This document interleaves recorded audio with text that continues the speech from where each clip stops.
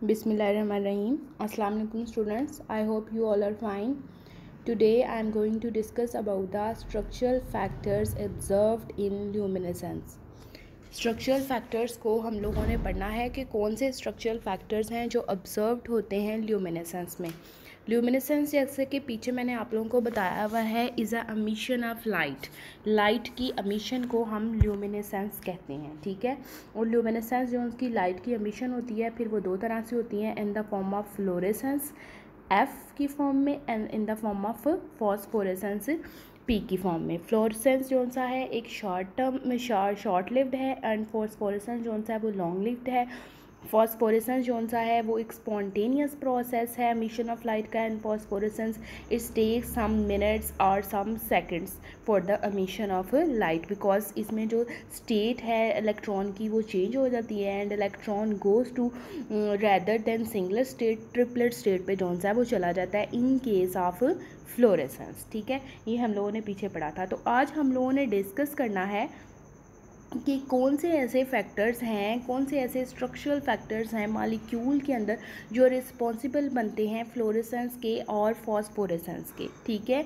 जब कोई भी मॉलिक्यूल जो सा है वो यूवी रेडिएशंस को, फॉर एग्जांपल इस मॉलिक्यूल, जब कोई भी मॉलिक्यूल अब्जॉर्ब करता है यूवी रेडिएशंस को, अब्जॉर्ब करके एक्साइट होता है, then come back and emit radiations in the form of fluorescence और फ्लोरेसेंस और फॉस्फोरेसेंस, ठीक है, इसकी फॉर्म में अमिट करता है। तो ऐसी क्या रीज़न्स हैं, ऐसा क्या उसके स्ट्रक्चर के अंदर क्या वजह है जिसकी वजह से क्या वजह है जिसकी वजह से मॉलिक्यूल के स्ट्रक्चर में कौन सी ऐसी चीज़ें हैं जो रिस्पॉन्सिबल हुई हैं यूवी और विजिबल रेडिएशंस को अब्जॉर्ब करने की और आफ्टर अब्जॉर्बिंग दैट रेडिएशंस जो सी हैं वो अमिट करने की। कुछ तो किस हर मॉलिक्यूल में कुछ ना कुछ ऐसा तो प्रेजेंट होगा जो फ्लोरेसेंस और फॉस्फोरेसेंस की इंटेंसिटी ऑफ लाइट को या उसकी एमिशंस को जो सा इन्हांस करेगा। कुछ ऐसे स्ट्रक्चर्स होंगे जिनके अंदर कुछ ऐसी ग्रुप्स वगैरह अटैच्ड होंगे जो क्या करेंगे, फॉस्फोरेसेंस और फ्लोरेसेंस को जो सा है वो इन्हांस करने की बजाय उनको इनहिबिट करेंगे, यानी कि कम करेंगे, ठीक है। These are all depend upon the structural factors जो कि हम लोग यूज़ करते हैं, स्ट्रक्चरल फैक्टर्स ऑफ मॉलिक्यूल जो कि यूज़ होते हैं for absorbing the emission UV और IR radiation and then emitting these radiation, ठीक है। सबसे पहले स्ट्रक्चरल फैक्टर्स में देखेंगे कौन सा ऐसा फैक्टर है जो रिस्पॉन्सिबल है मोस्ट ऑफ फ्लोरेसेंस करने का। Fluorescence is due to the presence of conjugated pi system, ठीक है। फ्लोरेसेंस क्यों होती है? Due to the presence of conjugated pi system. Fluorescence basically conjugated pi system की वजह से होती है। अगर हमारा मॉलिक्यूल जो हम ले रहे हैं जिसके ऊपर यूवी और आईआर रेडिएशंस को फॉल करवा रही हैं उसके अंदर पाई कॉन्जुगेटेड सिस्टम प्रेजेंट है तो वो फ्लोरेसेंस का रिस्पॉन्सिबल होगा, ठीक है। पाई कॉन्जुगेटेड सिस्टम्स जो से हैं वो कौन से सिस्टम्स होते हैं? That having a alternating double and triple bond, ठीक है। फॉर एग्जांपल ये सिंगल बॉन्ड है, इसके बाद फिर डबल है, फिर सिंगल एंड फिर डबल और ट्रिपल बॉन्ड भी हो सकता है, ठीक है। This is called a conjugation. इसको हम लोग कहते हैं conjugation having alternating double and triple bond जो कि बेंजीन के स्ट्रक्चर में भी होता है, ठीक है। All aromatic compounds show fluorescence. Aromatic compound जो उनसे होते हैं वो भी फ्लोरेसेंस का बायस बनते हैं, ठीक है। जो स्ट्रक्चरल फार्मूला जिनका एरोमेटिक कंपाउंड जैसा है, यानी कि जिनके स्ट्रक्चर के अंदर बेंजीन रिंग प्रेजेंट है, वो क्या करते हैं? फ्लोरेसेंस का फिनोमेना शो करते हैं। Other aliphatic and alicyclic are highly conjugated system में आल्सो शो फ्लोरेसेंस। जो उनसे दूसरे एलिफेटिक कंपाउंड्स हैं, aliphatic compounds are those compounds that are open chained compounds, ठीक है, जिनके अंदर जो क्लोज रेंज नहीं होता, एरोमेटिक की फॉर्म में नहीं होते, ओपन चेन्ड होते हैं, जिसके अंदर हम लोग ब्यूटेन को भी ले सकते हैं, for example CH3 CH2 CH2 CH3, ठीक है। This is a aliphatic compound, ठीक है। ये भी क्या करते हैं कि बाहिस बनते हैं फ्लोरेसेंस का। उसके बाद alicyclic compounds are those compounds having a cyclic structure but does not have a benzene ring in their structure, जिसमें हमारे पास आएगा साइक्लोब्यूटेन, ठीक है, इस तरह का दिस इज़ अ साइक्लोब्यूटेन के मतलब कि स्ट्रक्चर में तो साइक्लिक है लेकिन उसके स्ट्रक्चर के अंदर बेंजीन रिंग प्रेजेंट नहीं है, उसको हम कहेंगे एलिसाइक्लिक। इसको हम लोग साइक्लोप्रोपेन की एक एग्जांपल भी इसके अंदर ले सकते हैं। दिस इज़ अ साइक्लोप्रोपेन, ठीक है। These all compounds and their structures are responsible for fluorescence. Fluorescence के लिए ये रिस्पॉन्सिबल होते हैं और फ्लोरेसेंस जो सा ये करते हैं, ठीक है। नेक्स्ट है हेट्रोसाइक्लिक कंपाउंड्स। सबसे पहले तो हम लोगों ने देखना है हेट्रोसाइक्लिक कंपाउंड्स कौन से कंपाउंड्स हैं। दोज कंपाउंड्स जिनके रिंग में अदर देन कार्बन के अलावा कोई और एटम प्रेजेंट हो, उन कंपाउंड्स को हम लोग हेट्रोसाइक्लिक कंपाउंड कहते हैं। जैसे कि ये एग्जांपल आप ले सकते हैं फ्रंट ऑफ यू कि हर जगह पे हर कॉर्नर पे जो सा है वो कार्बन प्रेजेंट है, लेकिन इस कार्बन यहाँ पे इस कॉर्नर में कार्बन की बजाय एन प्रेजेंट है, ठीक है। इसको हम कहेंगे हेट्रोसाइक्लिक कंपाउंड, मतलब कि ऐसा साइकिल जिसमें डिफरेंट एटम प्रेजेंट है। हेट्रो का मतलब होता है डिफरेंट और होमो का मतलब होता है सेम। तो heterocyclic compounds are those compounds having atom other than carbon atom. Carbon atom के अलावा कोई एटम प्रेजेंट होगा, ठीक है। इस कंपाउंड को हम लोग कहते हैं पायरीडाइन, ठीक है।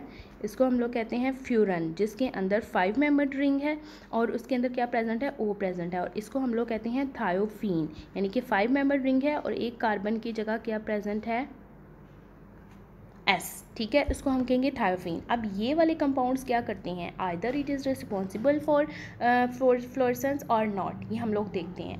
Heterocyclic compounds have lowest energy electronic transition level, convert to triplet state and show phosphorescence, ठीक है। अब ये जो हेट्रोसाइक्लिक कंपाउंड्स हैं इनके क्या होता है, लोएस्ट एनर्जी इलेक्ट्रॉनिक ट्रांजिशंस होती हैं, कन्वर्ट हो जाते हैं ट्रिपलेट स्टेट में रेदर देन सिंगल स्टेट में।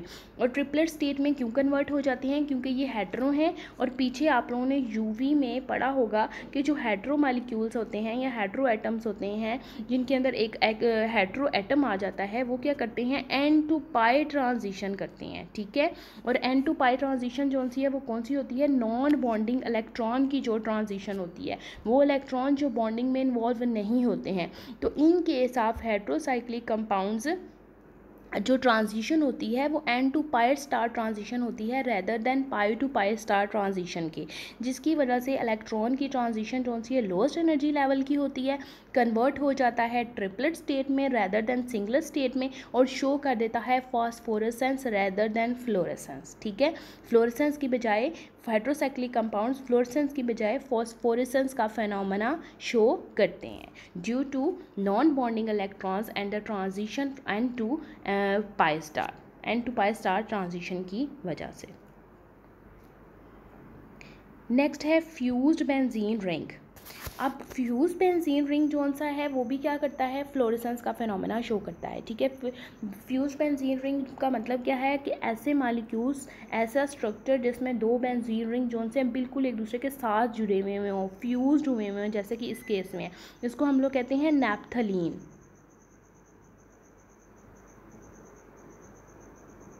ठीक है, नैप्थलीन। अब ये जो नैप्थलीन है ये नैप्थलीन की छोटी छोटी बॉल्स गोलियां टाइप मिलती हैं और ये हम लोग अपने घरों में बिस्तर वगैरह के अंदर रखने के लिए भी यूज़ होती हैं ताकि बिस्तर में कोई स्मेल वगैरह क्रिएट ना हो। और ये नैप्थलीन की गोलियां जो सी हैं वो सब्लिमेशन की प्रॉपर्टी करती हैं, यानी कि हम इन गोलियों को अपने बिस्तर में रखते हैं और 1.5 साल बाद उनको जब निकाल के देते हैं तो they are not in here, वो वहाँ पर प्रेजेंट नहीं होती। क्यों? क्योंकि वो सब्लिमाइज हो जाती हैं, वो सॉलिड से वेपर फॉर्म में चली जाती हैं। दिस इज़ दोज कंपाउंड, उन गोलियों का जो आपके घर में यूज़ होती हैं नैप्थलीन की, उसका ये स्ट्रक्चरल फार्मूला है, ठीक है।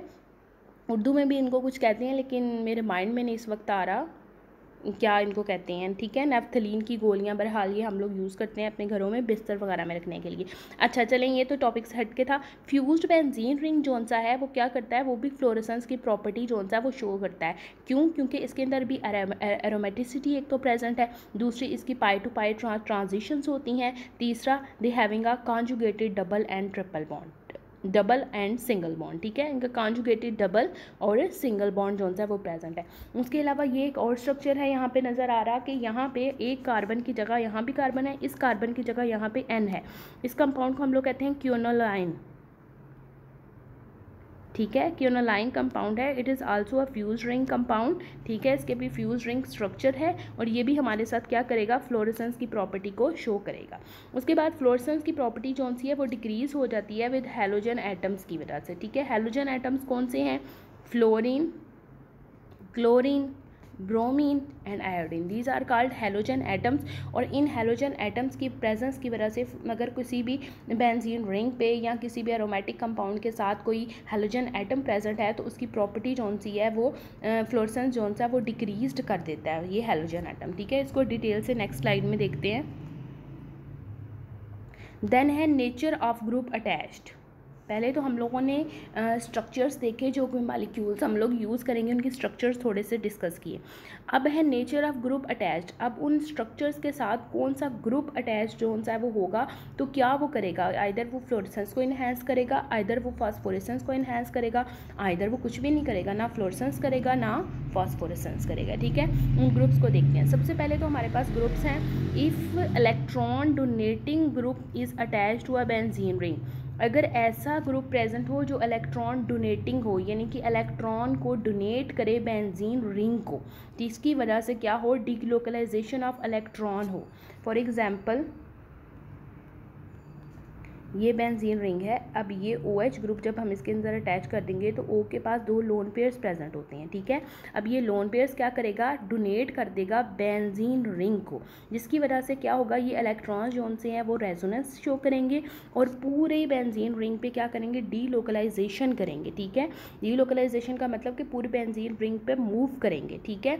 और इस वजह से क्या करेगा कि इंक्रीज कर देगा फ्लोरेसेंस की इंटेंसिटी, यानी कि ऐसे ग्रुप्स जो के इलेक्ट्रॉन डोनेटिंग ग्रुप्स हों, इलेक्ट्रॉन डोनेट करें बेंजीन रिंग को, वो क्या करते हैं, फ्लोरेसेंस की इंटेंसिटी को इंक्रीज कर देते हैं, ठीक है। अब इसमें हमारे पास एग्जांपल्स है, एक NH2 की, N के पास भी 2 लोन पेयर्स होते हैं, OCH3 की, O के पास भी 2 लोन पेयर्स, 2 लोन पेयर्स नहीं 1 लोन पेयर, O के पास भी एक लोन पेयर होता है, N के पास भी एक लोन पेयर होता है एंड OH यानी कि O के पास भी दोबारा एक लोन पेयर होता है, ठीक है। और ये सब रिस्पॉन्सिबल होते हैं फॉर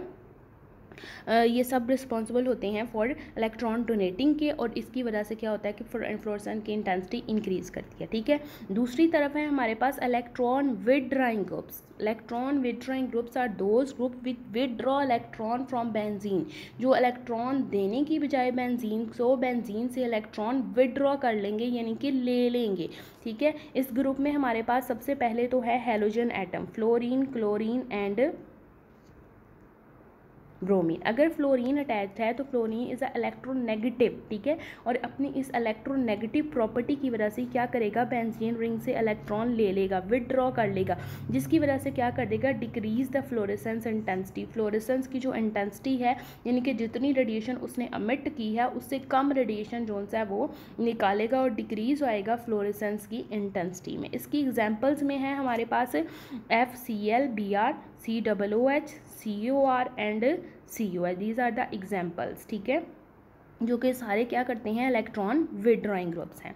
और कुछ ग्रुप्स ऐसे हैं जिनका फ्लोरेसेंस के ऊपर कोई इफेक्ट नहीं होता, उनमें से एक अल्काइल ग्रुप है, जिनको हम लोग R ग्रुप कहते हैं, ठीक है। उसके बाद SO3H है, उसके बाद एक अमोनियम आयन जो सा है ये भी क्या करता है, कोई इफेक्ट नहीं करता फ्लोरेसेंस के ऊपर, ठीक है। यानी कि जितनी रेडिएशन आती है उसको एमिट करता है और उतनी ही रेडिएशन को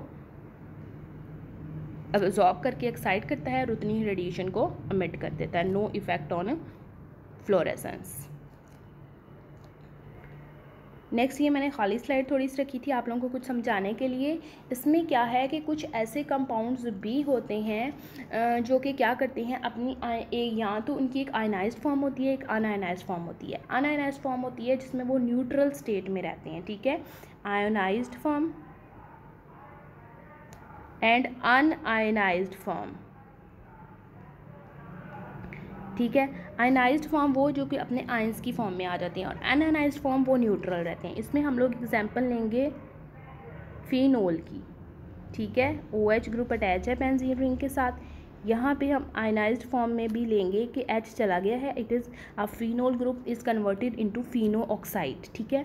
अब वो कह रहा है कि अगर आयनाइज्ड फॉर्म भी है और अनआयनाइज्ड फॉर्म भी है तो एक फॉर्म जोन सी है वो फ्लोरेसेंस की प्रॉपर्टी को शो करेगी और दूसरी जोन सी फॉर्म है फ्लोरेसेंस की प्रॉपर्टी को शो नहीं करेगी। अब इसमें देखो, the fluorescence of many molecules is greatly for example phenol, in case of phenol is fluorescent but it's A9 zone सा है वो फ्लोरेसेंस की प्रॉपर्टी को शो नहीं करेगा, ठीक है। और ये जोन सा है क्या करेगा, फ्लोरेसेंस की प्रॉपर्टी को शो करेगी उसकी अनआयनाइज्ड फॉर्म। इसी तरह हमारे पास कुछ कंपाउंड्स ऐसे होते हैं जो कि नॉन फ्लोरेसेंट होते हैं, फ्लोरेसेंट की प्रॉपर्टी को शो नहीं करते, लेकिन हम उनको फ्लोरेसेंट डेरिवेटिव्स में कन्वर्ट कर सकते हैं बाय सम रिएक्शंस, कुछ रिएक्शंस करके हम उनको फ्लोरेसेंट डेरिवेटिव में कन्वर्ट कर सकते हैं और फिर वो फ्लोरेसेंट की प्रॉपर्टी को शो करना शुरू कर देते हैं। इसमें हमारे पास सबसे एग्जाम्पल है स्टीरॉयड की। स्टीरॉयड्स जो उनसे हैं वो क्या करते हैं, एक नॉन फ्लोरेसेंट है, नॉन एफ में लिख देती हूँ, यानी कि नॉन फ्लोरेसेंट की प्रॉपर्टी शो करते हैं, बट हम इसका अगर रिएक्शन करवाएंगे तो इसको कन्वर्ट कर देंगे फ्लोरेसेंट कंपाउंड में या फ्लोरेसेंट डेरिवेटिव में, ठीक है। एक non fluorescent steroid may be converted to fluorescent compound by dehydration with concentrated sulphuric acid. अगर हम इसकी डिहाइड्रेशन करते हैं कंसनट्रेटेड सल्फ्यूरिक एसिड यानी कि H2SO4 के साथ, तो क्या होगा, it is converted into a fluorescence derivative, ठीक है। यानी कि फिर ये क्या करेंगे कि फ्लोरेसेंट की प्रॉपर्टी को शो करेंगे। यहाँ पे दो पॉइंट्स को मैंने डिस्कस किया है, एक आयनाइज्ड फॉर्म और अनआयनाइज्ड फॉर्म। अगर किसी मॉलिक्यूल की अनआयनाइज्ड फॉर्म जोन सी है वो अनआयनाइज्ड फॉर्म फ्लोरेसेंस कर रही है तो उसकी आयनाइज्ड फॉर्म फ्लोरेसेंस की प्रॉपर्टी शो नहीं करेगी। दूसरा ये कि कुछ कंपाउंड्स ऐसे हैं, एक दो और एग्जाम्पल्स भी आपकी बुक में होंगी, ऐसे हैं कि वो फ्लोरेसेंस की प्रॉपर्टी को शो नहीं करते, they are not a fluorescence active compound, लेकिन हम उनके साथ कुछ स्मॉल रिएक्शंस करवा के क्या कर सकते हैं, उनको फ्लोरेसेंट डेरिवेटिव्स में कन्वर्ट कर सकते हैं और फिर वो फ्लोरेसेंट की प्रॉपर्टी को शो करेंगे। जैसे कि स्टीरॉयड है, एक नॉन फ्लोरेसेंट कंपाउंड है, हम इसकी डिहाइड्रेशन करके सल्फ्यूरिक एसिड के साथ इसको फ्लोरेसेंट डेरिवेटिव में कन्वर्ट करवा सकते हैं, देन ये शो आ फ्लोरेसेंस, फिर ये फ्लोरेसेंस को शो करना शुरू कर देगा। And these are the some structural factors जो कि रिस्पॉन्सिबल हैं फ्लोरेसेंट एंड फॉस्फोरेसेंस की प्रॉपर्टी के, ठीक है, इन अ मॉलिक्यूल।